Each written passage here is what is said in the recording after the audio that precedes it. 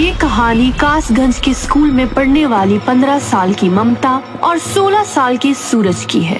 ममता का स्वभाव बहुत ही चंचल था और वो पढ़ने में भी काफी अच्छी थी। वहीं दूसरी तरफ सूरज फुटबॉल और पढ़ाई में बहुत अच्छा था कि तभी एक दिन। सूरज सुनो ना, हमें कब तक एक दूसरे के बिना ऐसे अकेले अकेले रहना पड़ेगा? अरे पगली, हम अकेले कहाँ हैं? हम तो रोजाना एक दूसरे से मिलते हैं। मेरे कहने का मतलब कुछ और है। क्या क्या बोलो? मुझे अब पूरी जिंदगी तुम्हारे साथ रहना है। अपने घर रह के थक गई हूँ। क्या बात है, आज तो मुझ पर ज्यादा ही प्यार आ रहा है। मजाक मत करो। देखो ऐसा नहीं है, मैं भी तुम्हारे साथ रहना चाहता हूँ, लेकिन अभी हम 18 के भी नहीं है। हम नाबालिग हैं यार। ठीक है, लेकिन तुम्हें जल्दी इसके बारे में कुछ करना होगा। अच्छा ठीक है बाबा, अब गुस्सा थूक दो। इन बातों के बाद दोनों घूमते हैं और कुछ देर बाद अपने अपने घर चले जाते हैं कि तभी एक दिन।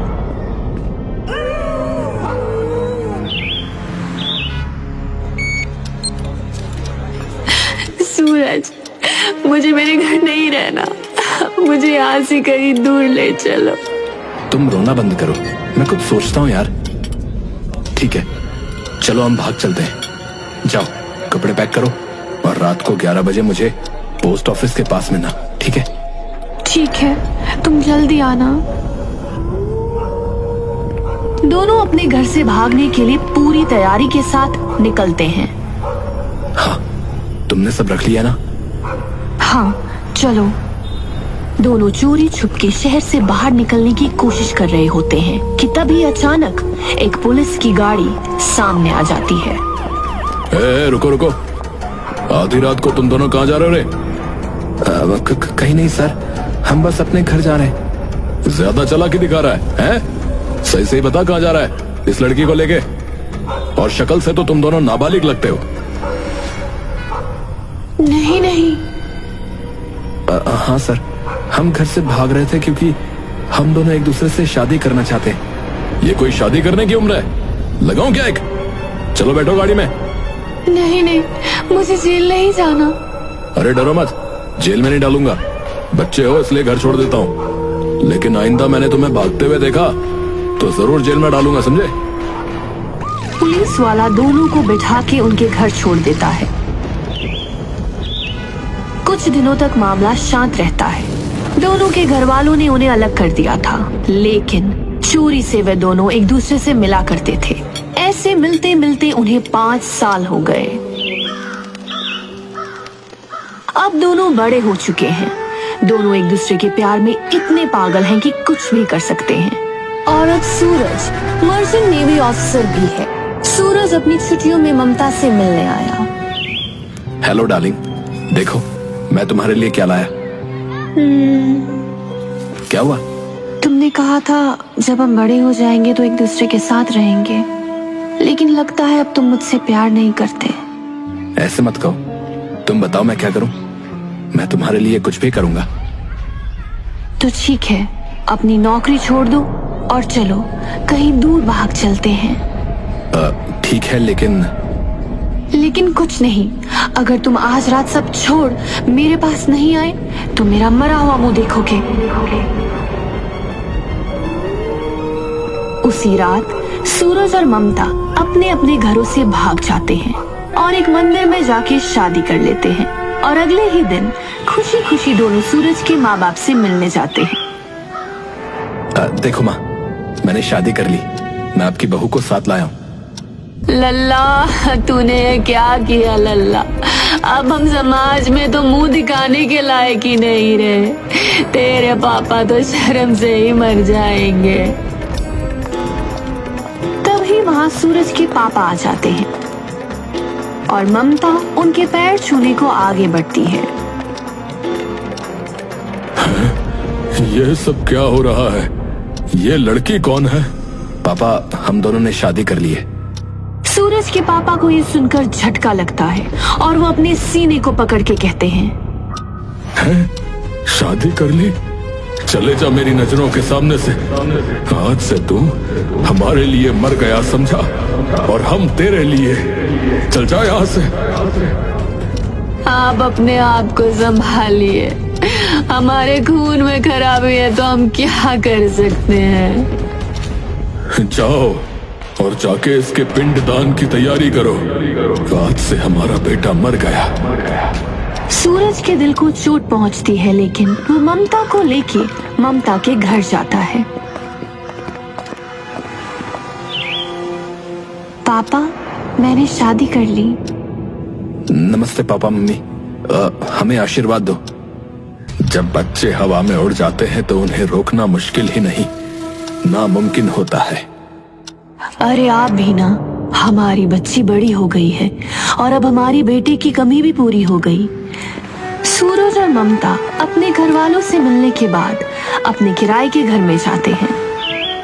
दोनों हंसी खुशी अपने घर में रहते हैं, लेकिन असली दिक्कत अब शुरू होती है। इस शादी के चलते सूरज ने अपनी इतनी अच्छी नौकरी छोड़ दी। ये अच्छी जॉब है, मुझे इसके लिए अप्लाई करना चाहिए। हस्बैंड जी, क्या देख रहे हो? अरे मैडम जी, नौकरी तो चली गई, अब काम तो ढूंढना पड़ेगा ना। ठीक है, तुम ढूंढो, मैं तुम्हारे लिए चाय लेके आती हूँ। ममता चाय बनाने के लिए रसोई में जाती है। रसोई में एक खिड़की होती है, वहां से कुछ लड़के ममता को देख रहे होते हैं और जैसे ही ममता उन्हें देखती है, मन ही मन मुस्कुराकर इतराने लगती है।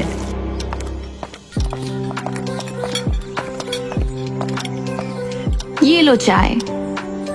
लाओ डार्लिंग, एक बार घर हो आऊं। मेरे ही माँ पापा हैं, कब तक गुस्सा रहेंगे।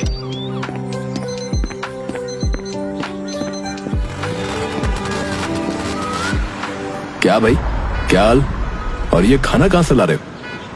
आदमी बिना कुछ बोले वहां से चले जाता है। बड़ा अजीब आदमी, बिना कुछ जवाब दिए ही चला गया।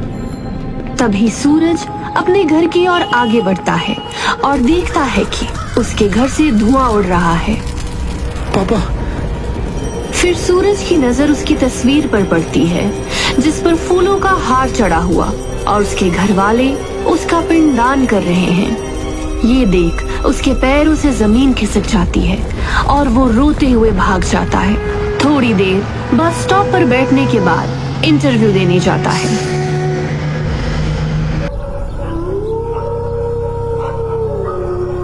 घर आते ही, इंटरव्यू कैसा गया? हाँ, अच्छा गया। कल से काम पर जाना है। क्या हुआ? कुछ बात है क्या? मेरे माँ पापा ने मुझे छोड़ दिया। मैंने इतनी बड़ी गलती की थी क्या? रो मत, मैं हूं ना। जैसे जैसे टाइम बीतता जाता है, चीजें ठीक होने लगती हैं और दोनों हंसी खुशी साथ रहते हैं। और 1 साल बाद उनके घर एक छोटी सी लड़की जन्म लेती है। मैं बहुत खुश हूँ। तुमने मुझे दुनिया की सबसे बड़ी खुशी दी है। देखो, ये बिल्कुल तुम्हारे ऊपर गई है। मैं इसके लिए कुछ भी करूँगा। दोनों मिलकर उनकी बेटी को पालते हैं और वो तीनों एक खुशहाल फैमिली की तरह जीते हैं कि तभी एक दिन सूरज का दूर का भाई घर आता है। अरे आओ आओ भाई, यहाँ बैठो। इतने दिनों के बाद कोई अपना आया है। हाँ भाई, किसी को तो आना ही था। और बता, भाभी कहाँ है? वो गुड़िया के पास है। ममता। हाँ, आई। अरे देखो भैया आए हैं, जाओ इनके लिए चाय बना लाओ।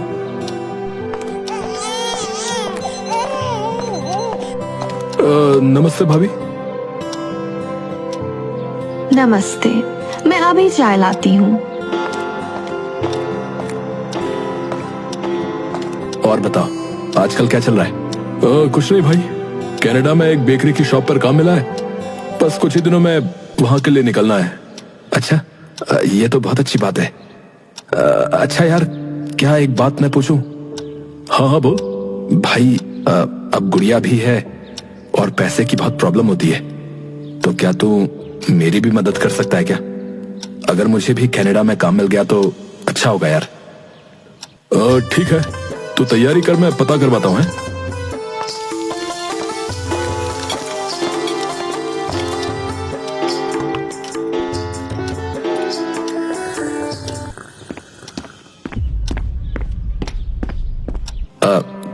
मेरे पीछे से हमारे घर और हमारी गुड़िया को संभालोगी? मुश्किल है तुम्हारे बिना रहना, लेकिन काम है, जाना पड़ेगा। और तुम परेशान मत हो, मैं संभाल लूंगी।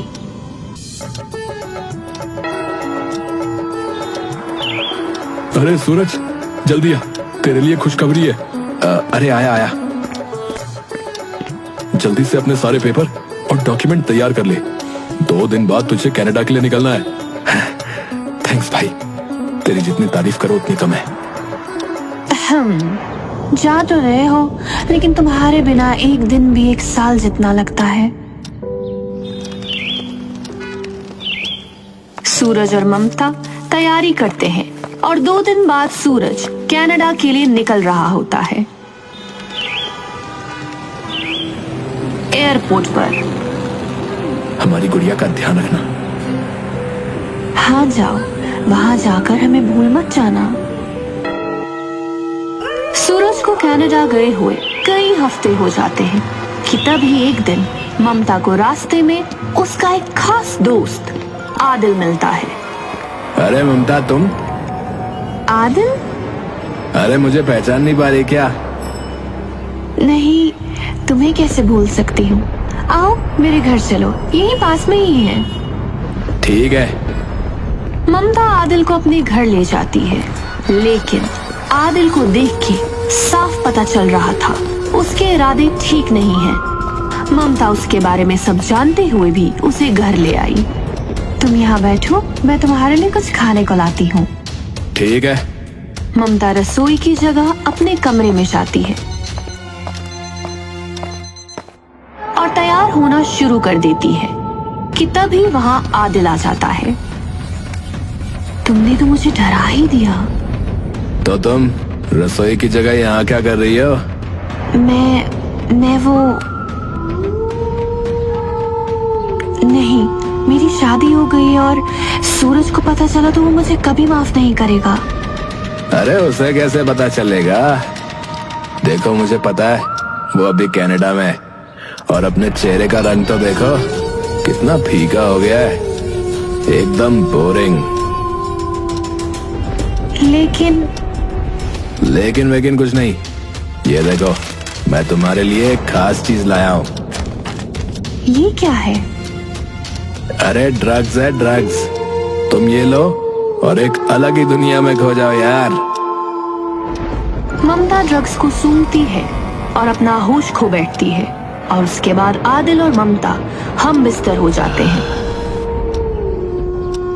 ये सिलसिला कई महीनों तक चलता है, जहां ममता नशे की दुनिया में कदम रख चुकी है। तभी एक दिन ममता की माँ घर आती है और आदिल घर से निकल रहा होता है। आओ माँ। ये कौन है और तुमने अपनी क्या हालत बना रखी है? अरे माँ, कुछ नहीं, वो बस मेरा दोस्त है। तुमने ये नशे की आदत कब से लगा ली? और सूरज को ये सब पता चलेगा तो उसे कितना बुरा लगेगा। अरे माँ, तुम परेशान मत हो, उसे कुछ नहीं पता चलेगा। तभी सूरज का वीडियो कॉल आता है।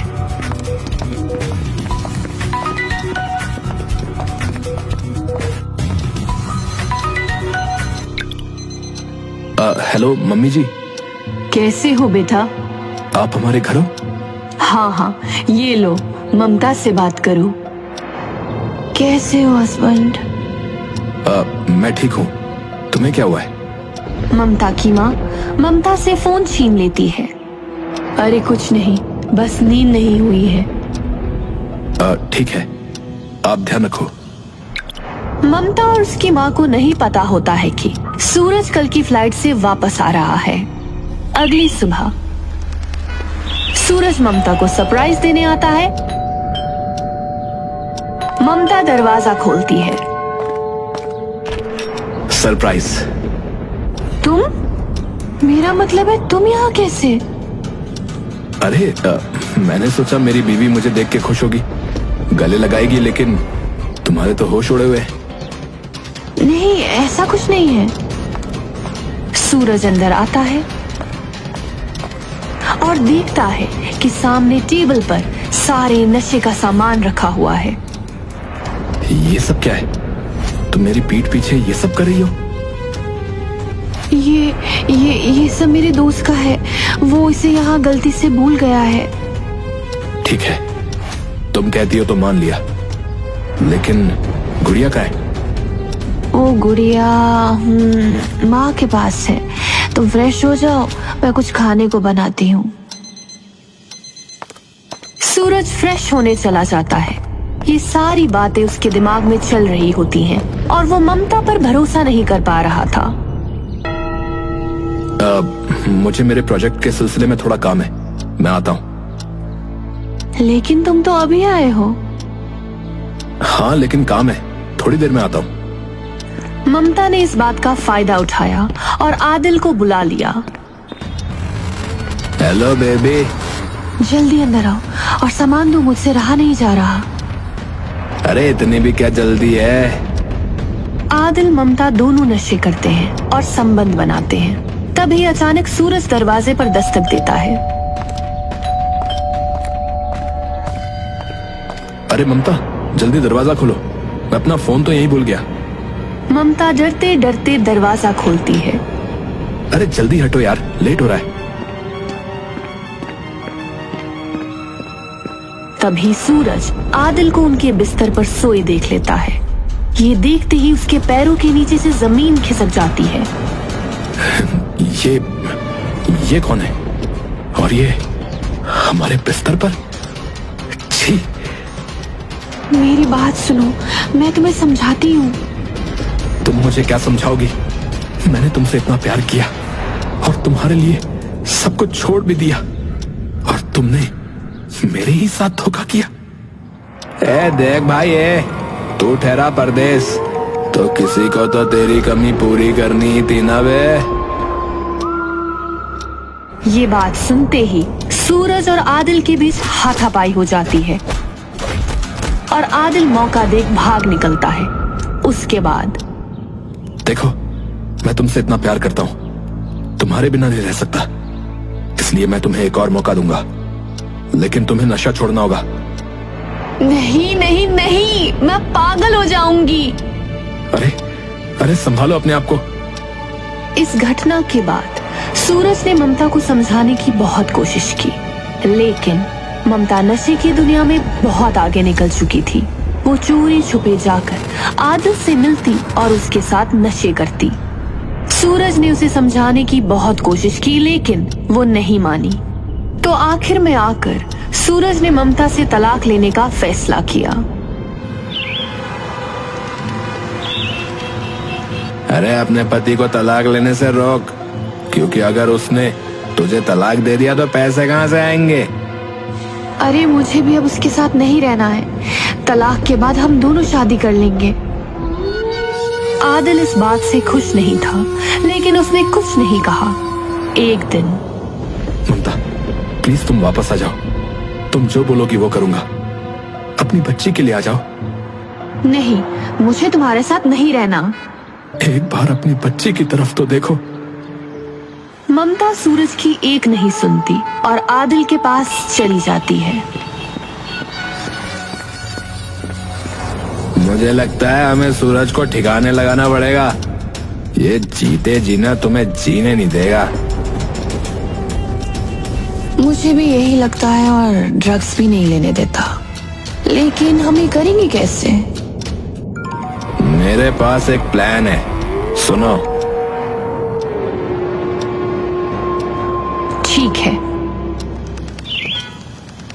अगले दिन ममता मेडिकल स्टोर जाती है और चूहे मारने की दवाई खरीदती है। बर्तन वाले से कसाई वाला चाकू लेती है और वहीं दूसरी ओर आदिल एक नीला ड्रम खरीदता है। सारी तैयारी हो गई? हाँ, आगे का काम तुम्हें पता है ना। हाँ, वो सब तुम मुझ पर छोड़ दो। ममता सूरज के पास जाती है और उसे मनाती है और उसके लिए खाना बनाती है। थैंक्स ममता। सूरज खाना बहुत चाव से खाता है, लेकिन बेचारा इस बात से अनजान था कि ममता ने उसके खाने में जहर मिला रखा है और आगे चल के उसके साथ क्या होने वाला है।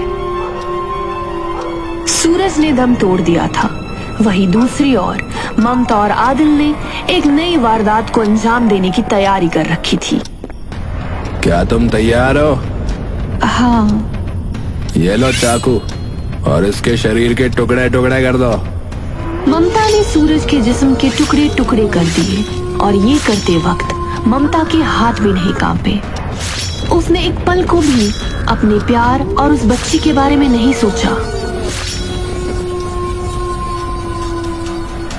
सूरज के शरीर के टुकड़ों को आदिल ने उस नीले ड्रम में डाला और ऊपर से सीमेंट गोल के डाल दिया। उस कमरे में चारों ओर खून ही खून था। हाँ, जब प्यार किया तो डरना क्या। ममता सारे सबूत मिटाकर अपने आसपास के पड़ोसियों को जा के बताती है कि वो और सूरज कुछ दिनों के लिए घूमने जा रहे हैं। उसके बाद आदिल और ममता हिमाचल, कसोल और मनाली घूमने निकल जाते हैं। जब ये दोनों घूम के आते हैं तो ममता को अपनी गलती का एहसास होता है। पापा, मुझसे बहुत बड़ी गलती हो गई है। बेटा शांत हो जा, बता आखिर बात क्या है। वो बेटा बोल, घबरा मत। माँ, वो मुझसे सूरज का खून हो गया है।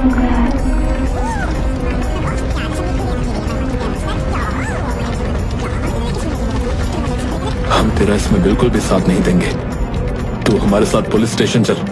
हाँ, तूने मेरा बेटा छीना है। मैं चाहूंगी तुझे फांसी मिले। दोनों मिलकर ममता को पुलिस स्टेशन लेके गए और आदिल और ममता ने अपना गुनाह कबूला।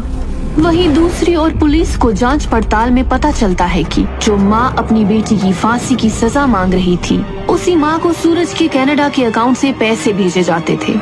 अगर कोर्ट ने सूरज को समय पर तलाक दे दिया होता तो आज उस मासूम की जान नहीं जाती।